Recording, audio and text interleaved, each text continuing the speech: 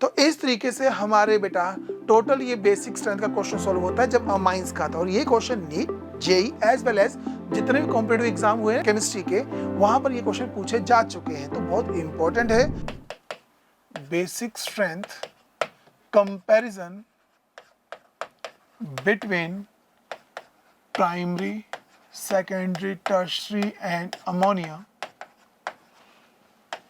चलो भाई, हम लोगों ने इनमें बेसिक स्ट्रेंथ का कंपैरिजन करना है, किसकी बेसिक स्ट्रेंथ ज्यादा है और किसकी बेसिक स्ट्रेंथ कम है। जब भी हमारे पास अमाइंस की बेसिक स्ट्रेंथ का कंपैरिजन का क्वेश्चन पूछा जाएगा तो सबसे पहले तुम्हारा काम ये होगा, ये चेकआउट करना होगा कि कौन सा मीडियम गिवन है। वहां दो ही पॉसिबिलिटीज है, या तो आप लोगों को दिया जाएगा बेटा गैसियस मीडियम, या फिर वेपर लिख सकते हैं। इसकी जगह क्या लिख सकते हैं बेटा, वो वेपर फेज। ओके बेटा, या फिर तुम लोगों को क्वेश्चन के अंदर बोला जाएगा एक्वस फेज। ये जो वेपर फेज है या फिर जो एक्वस फेज है, एग्जामिनर इसकी जगह पे एक और चीज लिख के दे सकता है आप लोगों को। एक्वस की जगह लिख के दे सकता है तुम लोगों को बेटा पोलर मीडियम। क्या लिख के दे सकता है बेटा, पोलर मीडियम। और यहां तुम लोगों को लिख के दे सकता है नॉन पोलर मीडियम। अब मीडियम जैसे मान लो बोल देगा CCl4 में चेकआउट करो, CCl4 नॉन पोलर होता है, तो इसका मतलब यहाँ की बात हो रही है। बात मान लो उसने बोल दिया कि ये जो अमाइंस है ये एक्वस अंदर प्रेजेंट है, वाटर के साथ प्रेजेंट है, तो obviously water is aqueous medium हो गया, पोलर मीडियम हो गया। यस और नो बेटा? या अल्कोहल की बात करूं वो भी पोलर होता है, तो वहां कोई ना कोई मीडियम गिवन होगा कि इस मीडियम के अंदर इनकी बेसिक स्ट्रेंथ चेकआउट करो, तो दो ही मीडियम गिवन होंगे। अब बात यह है कि सर हमें कैसा पता लगेगा या फिर क्या इनमें वेरिएशन आती है, वो वन बाय वन हम इन चीजों को समझने की कोशिश करेंगे। तो करें स्टार्ट बेटा। जनरली मैं बात करता हूं बेटा जी गैसियस फेज में। गैसेस कब बनती है या फिर कैसे रहती है? जब वो किसी के साथ इंटरेक्शन नहीं करती, अकेले एक दूसरे को रिपेल कर रही है, मजे से घूम रही है, तो वो गैसियस फेज हुआ। मतलब उस समय जो अमाइंस होंगे वो ऑब्वियस बात है किसी से इंटरेक्ट कर रही है। जो भी तुम मीडियम क्रिएट कर रहे हो वो मीडियम से इंटरेक्शन नहीं कर रहे हैं। यस और नो बेटा भी? तो इसका मतलब अमाइंस के अंदर कोई चीज का वेरिएशन नहीं होगा। जो नॉर्मल है कि भाई 3 डिग्री में 3 डोनेटिंग ग्रुप लगे होंगे, 2 डिग्री में 2 डोनेटिंग ग्रुप होंगे, 1 डिग्री में 1 डोनेटिंग ग्रुप होगा। तो जो ज्यादा डोनेटिंग ग्रुप लगेंगे तो नाइट्रोजन जल्दी डोनेट करेगा या फिर नाइट्रोजन के पास इलेक्ट्रॉन डेंसिटी ज्यादा होगी। ज्यादा डेंसिटी होगी, ज्यादा डोनेट करेगा तो बेसिक स्ट्रेंथ भी ज्यादा होगी। तो कहने का मतलब जब गैसियस फेज होगा तो हमारे पास जो ऑर्डर बनेगा वो बनेगा 3 degree amine, then 2 degree amine, then 1 degree amine, then ammonia. अरे यस और नो बेटा?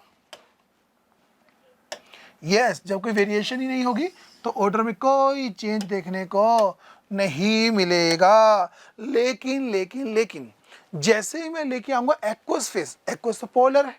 यस और नो बेटा? वो इंटरेक्शन कर सकता है। वो इंटरेक्शन कैसे करता है, क्या रीजंस है, वो सारी चीजें अब हम स्टडी करने वाले। बट ये चीज तो पता लग गई ना बेटा, ये 3 डिग्री क्यों आया, अमोनिया लास्ट में क्यों आया? ये तो नॉर्मल 3 डिग्री में 3 डोनेटिंग ग्रुप थे तो वो पहले आ गया, नॉर्मल केस। लेकिन एक्वस को समझने के लिए हमें थोड़ा और डीप जाना पड़ेगा। एक्वस को समझने के लिए देखो बेटा, मैं क्या करने वाला हूं, लेके आने वाला हूं, या फिर तुम्हें पिछले इसके अंदर ही कंसेप्ट में थोड़ा एडअप करता हूं चीज को।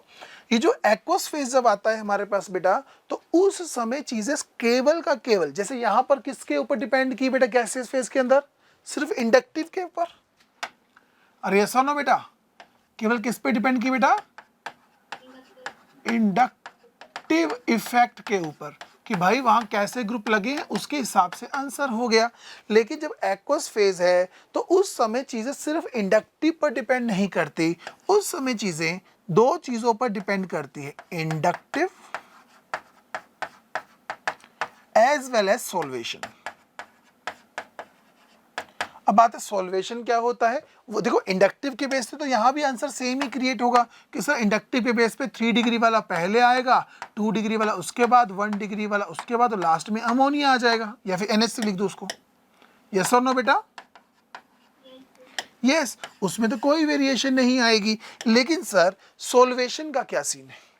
यहाँ तो इंडक्टिव में तो यही रहेगा, लेकिन सॉल्वेशन में भी क्या सेम ऑर्डर बन के आता है? ऐसा नहीं है। सॉल्वेशन में वेरिएशन तुम लोगों को दिखाई देगी। देखना बेटा सॉल्वेशन के अंदर क्या है, कैसे होता है, ध्यान से देखना।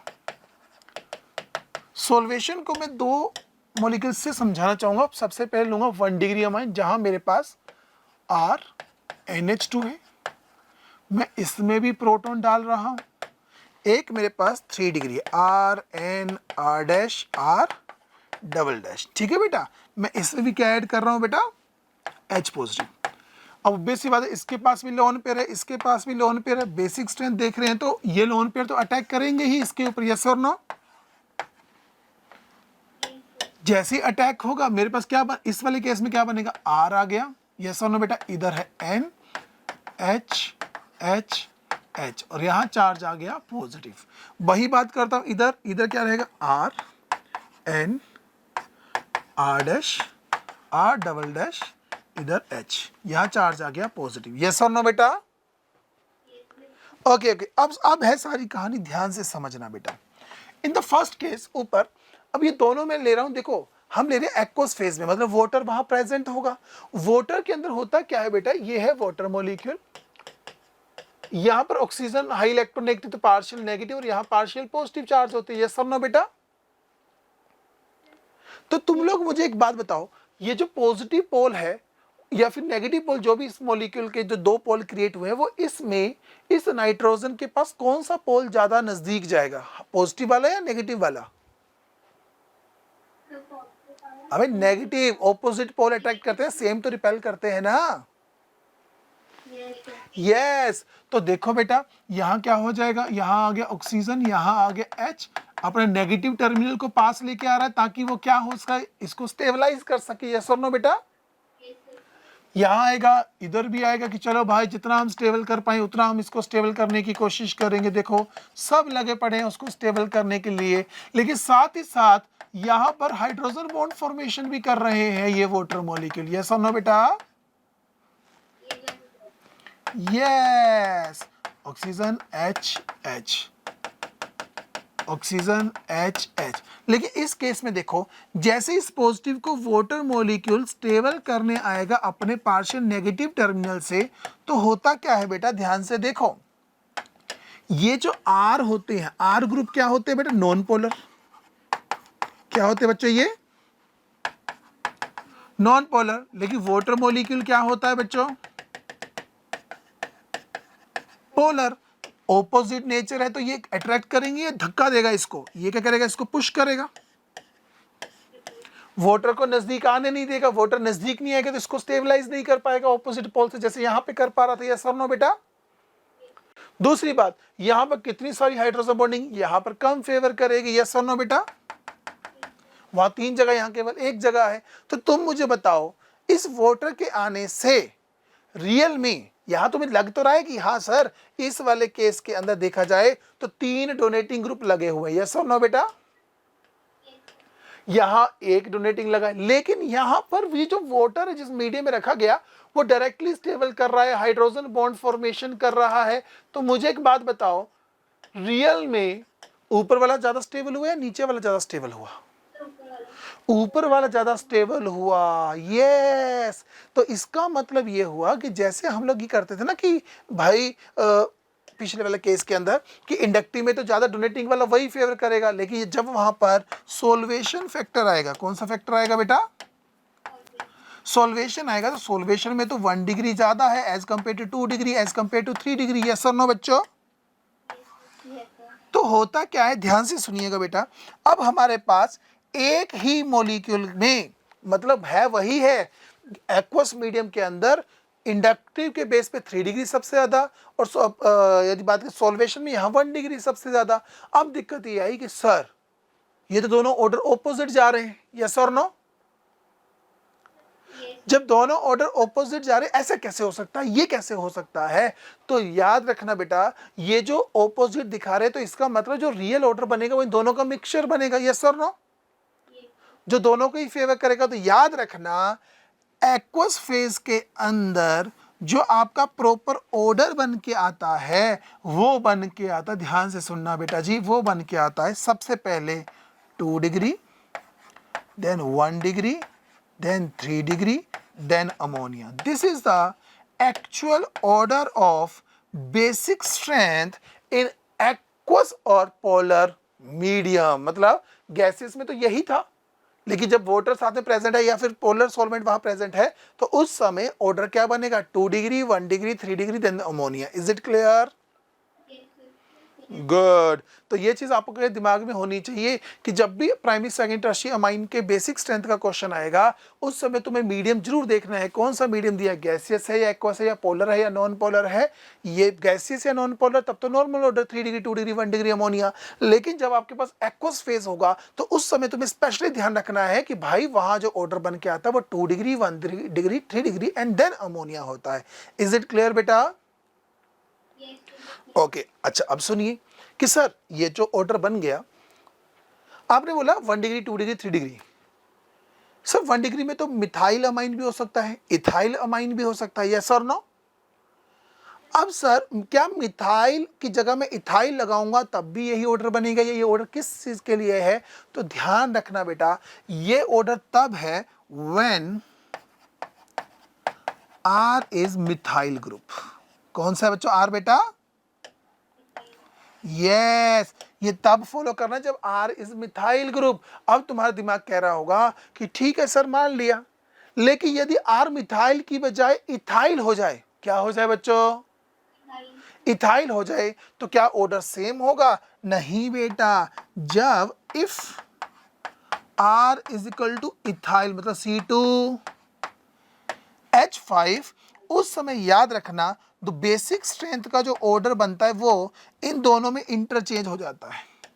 ये दोनों आपस में इंटरचेंज हो जाते हैं, मतलब पहले 2 डिग्री, फिर 3 डिग्री, फिर 1 डिग्री और फिर अमोनिया हो जाता है। इज इट क्लियर बेटा?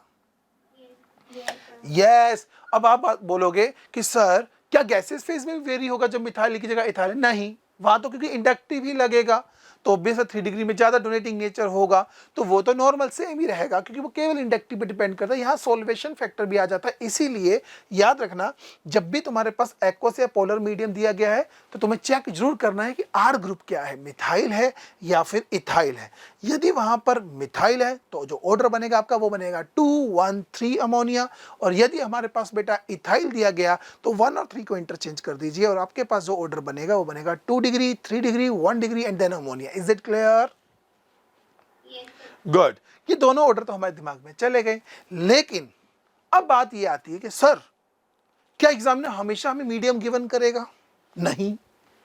क्या सर हमेशा क्वेश्चन के अंदर आर ग्रुप गिवन होगा? हो भी सकता है और नहीं भी हो सकता, एग्जामिनर की मर्जी। तो सर यदि गिवन है तो अच्छी बात है, दोनों चीजें मीडियम भी और आर ग्रुप भी हमें पता लगे इन दोनों की जरूरत है तभी क्वेश्चन सॉल्व होगा, यस और नो? लेकिन यदि गिवन नहीं है तब हम क्या करेंगे? ध्यान से सुनिएगा बेटा, जब हमारे पास क्या बेटा आर गिवन नहीं हो तो यहां एक छोटा सा मैं नोट बना रहा हूं तुम लोगों के लिए, सुनना जरा ध्यान से। नोट है मेरे पास कि इफ क्या बच्चा, if R group and medium is not given, then consider R is equal to methyl and medium aqueous। क्या मान के चलना है उस समय बच्चों? यदि हमारे पास मान लो ना मीडियम गिवन है, उसने बोला जैसे लिख दिया R3N दे दिया, R2NH दे दिया, तो वो डिग्री तो डिफाइन हो रही है, लेकिन R गिवन नहीं है, R तो लिख दिया, अब हमें क्या पता वो क्या है, और मीडियम भी नहीं बोला, सीधा बोला बेसिक स्ट्रेंथ का ऑर्डर बना दो। तो हमें क्या मान के चलना है? R को हमें क्या मान के चलना है बेटा? मिथाइल। और मीडियम कौन सा मान के चलना है? एक्वस। मतलब आंसर क्या बन के आएगा तुम्हारे पास? 2, 1, 3 अमोनिया। यस और नो बेटा? अच्छा मान लीजिए एग्जामिनर ने R गिवन है, आर गिवन है, वहां मिथाइल या इथाइल लगाया है, लेकिन मीडियम गिवन नहीं है तो मीडियम एक्वस मान लो। मतलब जो डेटा गिवन नहीं है वो यहां से उठा लीजिए, दोनों नहीं गिवन है तो दोनों मान लीजिए, एक गिवन है तो दूसरा यहां से उठा लीजिए। Is it clear? तो इस तरीके से हमारे बेटा टोटल ये बेसिक स्ट्रेंथ का क्वेश्चन सॉल्व होता है जब अमाइंस का था। और ये question NEET JEE as well as जितने भी कॉम्पिटेटिव एग्जाम हुए हैं नीट के, नीट बोल रहा हूँ केमिस्ट्री के, वहां पर ये क्वेश्चन पूछे जा चुके हैं, तो बहुत इंपॉर्टेंट है, थोड़ा इसका रखना है ध्यान। तो टोटल ऑर्डर कितने हो गए हमारे पास बेटा? 3। गैसेस फेज का तो सिंपल है, 3 degree, 2 degree, 1 degree, then ammonia. लेकिन जैसे ही एक्वस मीडियम होगा तुम लोगों ने क्या ध्यान रखना है बेटा, बताओ क्या ध्यान रखना है? अपने आर ग्रुप और मीडियम का, एक्वस मीडियम गिवन हो गया, आर देखो, आर मिथाइल है तो 2130, और यदि हमारे पास इथाइल है तो 2310। Is it clear? गुड। तो अब फटाफट से तुम लोग बच्चों इसको नोट डाउन कर लीजिए। ओके बेटा।